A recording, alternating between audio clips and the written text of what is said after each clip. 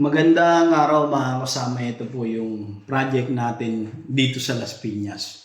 Bali, fit-out project din siya mga kasama. Ang ginawa po natin dito, nagpalit po tayo ng kulay ng interior at exterior mga kasama. Ano nga ba ang pamamaraan na ginawa natin dito mga kasama para ang budget natin sumapat at kahit paano merong matira sa atin?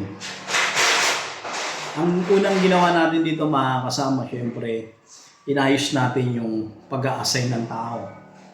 Meron tayong nag-skin coat, meron tayong nagta-tiles, meron tayong nagka-cabinet. Ganun yung pamamaraan na unang ginawa natin. Syempre, ang layunin natin mga kasama ay makapagbigay din tayo ng trabaho sa mga kasama natin at makatulong din tayo sa ibang mga kasama. Ano nga ba ang sikreto ng ginawa natin dito mga kasama para ang budget natin ay talagang ma-maintain natin na hindi naman lalagpas at kahit paano meron pa rin tayong kikitain para naman sa ating pamilya. Unang ginawa natin mga kasama yung budget. Kailangan yung budget natin ay sasapat para sa pagbili natin ng materyales. Pangalawa, sasapat para sa pagpapasahod natin sa mga tao natin. Ngayon mga kasama, siyempre bilang isang supervisor din ng site, ang ginagawa natin para hindi mapakialaman yung pera ng project ang ginagawa natin mga kasama. Sa akin lang po yun, depende po sa iba kasi hindi naman pare-pareho ang kakayahan ng mga umahawa ng project. Ang ginawa natin sa unang linggo hanggang pangalawang linggo, nag-skill tayo mga kasama para makakuha tayo ng budget na galing sa project. Iniiwasan kasi natin mga kasama na kumuha tayo ng budget sa pera ng project as gagamitin natin para sa sarili natin. Hindi po natin ginagawa yun. Yun po yung ginagawa natin. Siyempre, kung magbabayad tayo, kukuha tayo ng dagdag skin, magbabayad din po tayo din eh. Kaya ang ginawa ko, ako na lang muna yung skin coat, tapos yung sweldo na dapat sa iba.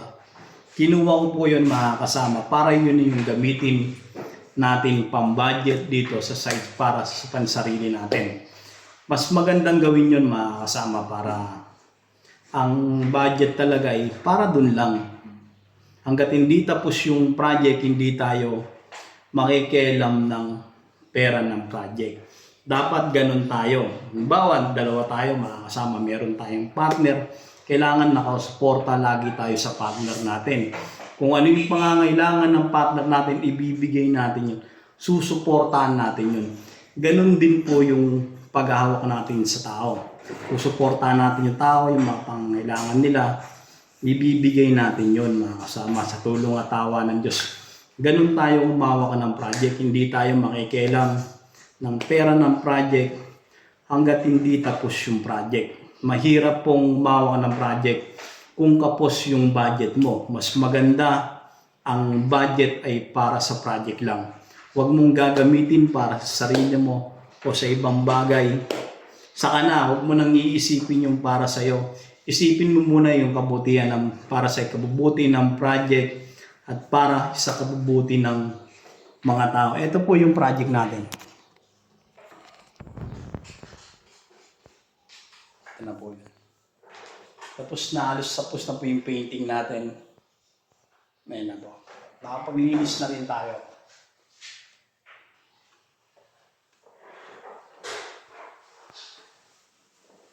Mas masarap sa pakiramdam makakasama yung project na tapos talaga.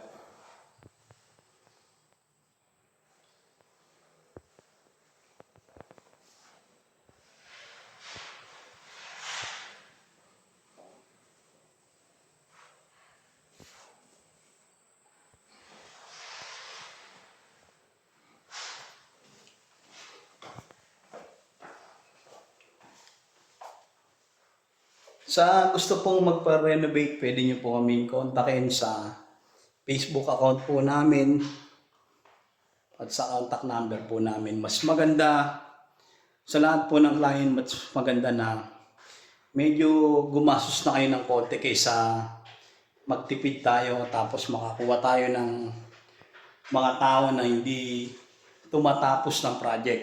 Di bali mahal ng konti, basta importante magagawa nila na maayos yung project. Maraming salamat po.